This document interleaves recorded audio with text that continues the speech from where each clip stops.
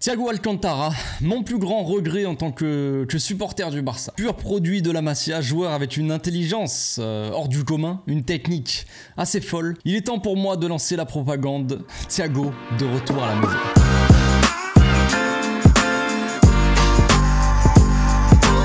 Au passage, n'hésite pas à nous rejoindre si c'est pas encore fait et à partager la chaîne autour de toi, ça fera plaisir à tonton. Je le sais bien, Thiago n'est plus de toute fraîcheur. Il a 32 ans et s'approche probablement plus de la fin de sa carrière que de son début, je le sais bien. Il a eu toujours, tout au long de sa carrière, il a eu beaucoup de problèmes physiques, c'est peu de le dire. Il a passé son temps à moitié, plus souvent, j'ai envie de dire même à l'infirmerie peut-être que sur les terrains de foot. Mais que voulez-vous? Mon amour pour Thiago Alcantara est beaucoup trop grand et dépasse toute chose, j'ai envie de dire, logique, c'est tout. Avec un physique un peu plus solide ou disons beaucoup moins de blessures durant sa carrière, je pense que moi, enfin personnellement c'est mon avis, j'aurais placé Thiago Alcantara facilement dans les meilleurs milieux de terrain de l'histoire. C'est comme ça, je sais qu'il y en a plein qui sont pas d'accord avec moi, peut-être qu'il y en a beaucoup qui se posent la question pourquoi on ferait venir Thiago Alcantara au club, on n'a pas besoin de lui, tout ça je le sais, tout ça j'ai les arguments, mais je vous préviens, je tiens à vous prévenir, oui avant qu'on démarre vraiment cette vidéo, qu'on rentre dans le vif du sujet, je ne suis pas objectif du tout avec Thiago Alcantara, c'est tout, c'est comme ça, comme je l'ai dit, c'est mon plus grand regret en tant que supporter du Barça. J'ai attendu toute ma vie, j'ai envie de dire depuis 2013 qu'il est parti au Bayern Munich, parti rejoindre Pep Guardiola. J'attends qu'il revienne. Voilà, j'attends à la porte comme ça. Je regarde ma montre. Puis j'attends, allez j'espère. J'ai attendu que Xavi revienne en tant que coach du Barça. Et voilà, maintenant j'attends Thiago qui revient. Et peu importe qu'il ait 56 ans, qu'il ait 98 ans frère, je veux qu'il revienne encore une dernière fois sur les terrains. C'est tout. Je n'ai qu'amour pour Thiago. Guardiola, lui, il avait dit si je devais me réincarner en joueur de foot, je me réincarnerais en Busquets, en Sergio Busquets, tout ça. Alors si moi je devais me réincarner en joueur de foot, je me réincarnerais en Thiago Alcantara. C'est tout. Je sais que certains vont me dire ouais t'abuses un petit peu, Messi, Ronaldinho, tout ça, oui, c'est dur, oui, tu me dis, tu peux te réincarner en Messi, en Neymar, en Ronaldinho, des joueurs qui voient vraiment du ballon, tu vois, qui dribblent, qui font lever les foules, peu importe, oui, il y a Xavi, il y a Iniesta, il y a des joueurs comme ça, mais moi, Thiago Alcantara, c'est vraiment, c'est pour vous dire à quel point je ne suis pas objectif avec Thiago, tout simplement. C'est comme ça, on a posé les bases, vous êtes au courant. Donc maintenant que c'est clair, on va pouvoir rentrer un peu dans le vif du sujet. La rumeur Thiago de retour au Barça, tout ça, on l'a vu passer plusieurs fois quand même dans ma vie de supporter, je l'ai vu passer plusieurs fois, je l'ai espéré aussi plusieurs fois. Maintenant elle refait à nouveau surface, on a des rumeurs comme tout mercato qui se respecte, on a des rumeurs assez improbables, je n'y crois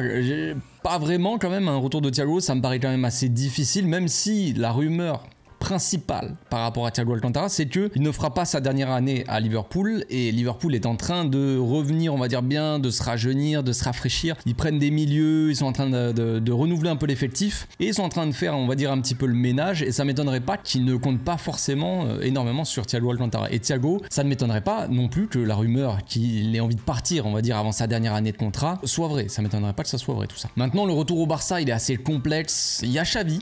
Et évidemment, ça peut faire la différence. Un retour de Thiago qui a démarré sous les ordres de Pep et à côté de Xavi, comme ça, qui est un peu aussi son mentor, on va dire, qui était son mentor sur le terrain. Ça peut faire pencher la balance, mais voilà, on ne sait pas vraiment si la rumeur Thiago est fondée. Mais en tout cas, le Barça aurait coché son nom dans la liste de potentiels milieux qui peuvent venir au Barça. Alors vous allez me demander pourquoi faire revenir Thiago? On a besoin d'un pivot, on a besoin d'un milieu créateur. Qu'est-ce qui vient foutre dans l'histoire? Je ne sais pas. Voilà.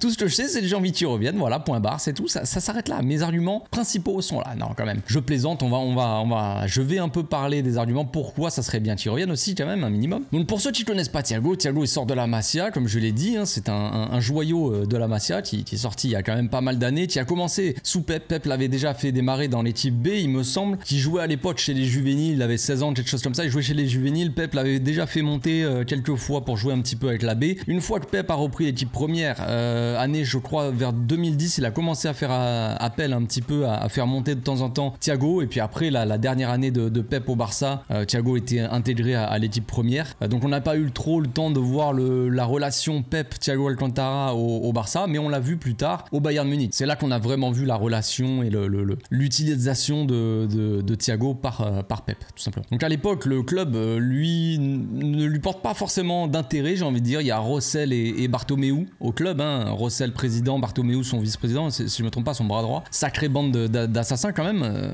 c'est fou. Et eux, ils s'en foutent un petit peu de Thiago, voilà. En 2011, tout ça, ils commencent à se dire, bon, bah, faudrait peut-être qu'il dégage. On a Xavi, on a Iniesta, on a des Fabregas, tu vois. On a des joueurs comme ça. Ne pensons pas au futur, on n'a pas besoin de Thiago. C'est vraiment la réflexion idéale, j'ai envie de dire. Donc déjà en 2011, ils veulent plus ou moins le dégager. Je pense que Pep, lui, il veut garder le joueur, évidemment. Puis après, Pep, l'année d'après, lui, il part en vacances à New York, loin du football, tout ça. Il prend une petite pause. Et puis après, il revient aux affaires au Bayern Munich. Et quand on demande à Pep qui veut faire venir au Bayern, il a deux joueurs. Il veut faire venir, je crois, Mario Götze et Thiago Alcantara. Il a dit, c'est Thiago ou rien. Thiago ou nada.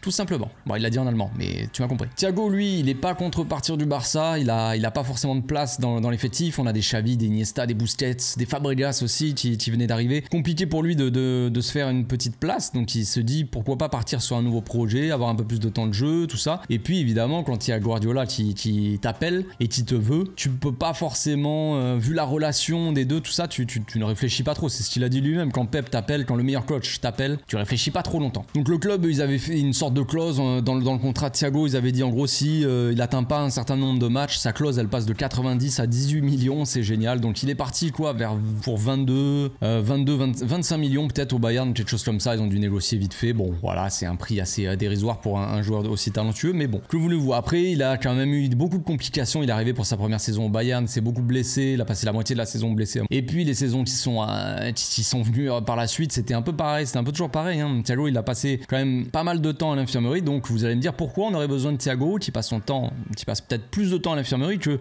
Dembélé et Pedri réunis.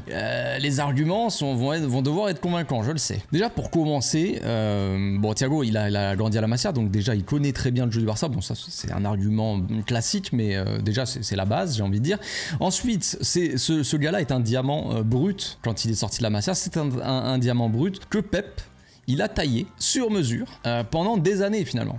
Pendant ces années au Barça, il a commencé un petit peu à tailler le diamant. Et puis après, au Bayern, il l'a complètement façonné à sa manière, j'ai envie de dire. Il a évolué à plusieurs postes. Au Bayern, il a évolué en 10, en double pivot, en 6, en milieu relayeur, un peu plus offensif. Dans un double pivot, tu vois, il était le mec un peu plus offensif. Il a joué parfois ailier, même, que ce soit au Barça ou au Bayern. Il a joué un peu partout, histoire de compléter un peu sa palette tactique, technique, tout ça. Mais étrangement, Thiago, il est devenu encore plus important au Bayern, en tout cas, quand Guardiola est parti. En tout cas, il est devenu, il était à son prime, on va dire, quand Guardiola était déjà parti à City, en remportant la Ligue des Champions, là où il marche sur Chelsea, il marche sur le PSG, tout ça. La Ligue des Champions, c'était 2019, je crois, 2020. Thiago est monstrueux. Alors évidemment, il joue pas toute la saison, encore une fois. J'imagine qu'il y a quelques blessures, mais en tout cas, quand il revient, il est décisif contre Chelsea. Il sort des masterclass sur masterclass, et en finale contre le PSG, il est monstrueux, tout simplement. Thiago, de toute façon, pour le décrire assez simplement, quand on pense, on va dire, à Thiago, c'est déjà le mec qui est hyper technique, qui a une vista de jeu monumentale, qui a un jeu long aussi, jeu de passe long ou court, hein, mais long, qui est assez, j'ai envie de dire presque, qui frôle la perfection. Sa spéciale, sa botte secrète, on va dire, c'est contrôle orienté déjà en une touche, qui démarre, hein, il fait des changements de rythme à une vitesse assez folle, qui font toujours des différences quand l'équipe est sous pression, sous un pressing adverse. Lui, il te fait un contrôle orienté, retourné, c'est fini, il n'y a plus personne. Donc même sous une pression folle, il n'a aucun problème. Et puis sa spéciale, c'est aussi la passe cachée, la passe à la Busquets, j'ai envie de dire, où il ouvre, il oriente son corps le plus ouvert possible. Tu crois qu'il va faire la passe là, il fait la passe dans le cœur du jeu, une petite balle bien précise, tac, qui fuse dans le cœur du jeu et qui casse une ou deux lignes. C'est magnifique. C'est magnifico. Donc comme je l'ai dit, il a joué à plusieurs postes au Bayern, et petit à petit, en fait, plus sa carrière, on va dire, à l'avance, plus le joueur a un peu reculé. Tu vois, quand il a démarré au Barça, il était un peu plus offensif. Maintenant, il joue un peu plus reculé. Donc on en vient à son rôle, le rôle qu'il pourrait tenir, on va dire, au Barça dans l'équipe. Alors à voir, c'est à voir. Moi, je pense que le mieux, ce serait qu'il ait un rôle un peu plus bas sur le terrain, sans parler d'un rôle défensif, évidemment, un rôle qu'il ait une activité dans la zone plus basse du terrain, aux côtés de Frenkie, par exemple, dans un double pivot. Alors vous allez me dire, oui, il nous faut un milieu récupérateur à côté de Frenkie, parce que Frenkie n'est pas forcément un milieu récupérateur. Frenkie, la saison dernière, c'est celui qui a fait le plus d'interceptions par match en moyenne de l'équipe, mais le nombre de tacles, par exemple, il est en dessous de Busquets qui a fait un peu plus de tacles en moyenne par match que Frenkie. Donc forcément, il nous faut un mec un peu plus récupérateur. Vous allez me dire, mais je le sais bien. Mais Thiago, bon, avec le temps, je dis pas que c'est un récupérateur fou de ballon, je dis pas qu'il tacle et qu'il passe son temps à récupérer des ballons, à gratter des ballons, mais quand même, il fait plutôt souvent ça quand même, et il le fait plutôt très bien. Mais bref, ses qualités premières évidemment sont pas des qualités défensives. Mais on l'a vu la saison dernière avec Busquets par exemple, qui n'est pas une foudre de guerre quand il s'agit de mettre beaucoup d'intensité, beaucoup de machin. Ce qui marchait le plus quand on avait une possession, un contrôle du match, on va dire extrême, c'était avec un Busquets qui fait jouer les autres tout simplement. Un Busquets qui joue long, simple, qui joue court, technique, qui joue propre, pas de folie dans son jeu, c'est pas lui qui va aller dribbler tout le monde, hein, vous connaissez un peu Busquets. Donc je dis pas qu'il faut aller chercher le nouveau Busquets encore une fois, que Thiago ressemble à Busquets ou quoi que ce soit, mais je dis qu'avoir un joueur aussi intelligent que Thiago, ben ça t'aide forcément à avoir un contrôle dans le match, ressortir des ballons facilement, trouver des solutions de passe au cœur du jeu aussi, casser des lignes. Il nous manque des joueurs comme ça de talent qui font des différences par la passe tout simplement. Donc concrètement, le Thiago, c'est pas le joueur dont le Barça a absolument besoin à l'instant T, je le sais bien, j'en suis conscient les amis. Ce n'est pas une vidéo pour dire il faut absolument prendre Thiago Alcantara et puis on n'a plus besoin de personne. Mais que voulez-vous, je vous ai dit que je ne serais pas objectif, donc c'est comme ça. Thiago aurait déjà dû revenir au club déjà depuis très longtemps, quand on se tapait des milieux, Paulinho, Arturo Vidal, Arthur, Pjanic, des mecs comme ça, ils savent pas aligner 3 passes, c'est compliqué, oui Pjanic, je sais, il a pas eu sa chance, tout comme ça, mais des mecs comme Coutinho au milieu qu'on a dépensé des bras et des bras sur les mecs comme ça. Coûté un rein pour acheter des joueurs qui ont floppé comme jamais. Paulinho était plutôt bon. Mais des joueurs comme ça qui pour certains, n'avaient pas forcément le profil ou l'ADN Barça. Et pour d'autres, qui ont été des flops monumentaux. Donc en fait, Thiago aurait déjà dû revenir depuis longtemps. Mais là n'est pas la question. Vous allez me dire, je sais bien. Donc Thiago, c'est pas un pur 6. C'est pas un pur milieu défensif, plus précisément un milieu récupérateur. Mais sur le papier, en théorie en tout cas, le double pivot Frenkie, Thiago Alcantara, vous allez... Moi personnellement, ça me fait absolument rêver. Oui, je sais, c'est un rêve peut-être spécial, mais que voulez-vous? La météo ici est plutôt sympathique. Il fait beau sur Barcelone et c'est un temps parfait, idéal pour rêver un petit peu, quoi, pour s'évader, j'ai envie de dire. Donc pourquoi pas s'évader en pensant à Thiago Alcantara au Barça, c'est tout. Donc au Bayern, il avait joué en double pivot, comme je l'ai dit, avec Kroos, avec Lam, tout ça. Il avait un rôle un peu plus offensif quand même, un rôle plus de créateur un peu plus haut sur le terrain. Mais après, à Liverpool, il est arrivé, il a joué en double pivot avec Fabinho. C'est le rôle qu'il a, avec un Henderson dans un premier temps en tout cas. J'ai pas trop suivi Liverpool, mais Henderson qui avait un rôle plus offensif que Thiago. Thiago, il jouait un peu à la base. Finalement, Thiago, là, il a le rôle plus de Frenkie, concrètement. Donc, idéalement, si Thiago était dans le prime de sa carrière, qu'il se blessait pas tous les 4 matins et qu'on n'avait pas Frenkie de Jong, je vous aurais dit, le profil idéal à la place de Frenkie de Jong actuellement, c'est Thiago Alcantara. C'est pas le mec box to box, mais en termes de sortie de balle, tout ça, il fait tellement de différence, les amis, par la passe, c'est fou. Il ferait un bien fou à cette équipe-là. Maintenant, c'est vrai que c'est pas la priorité.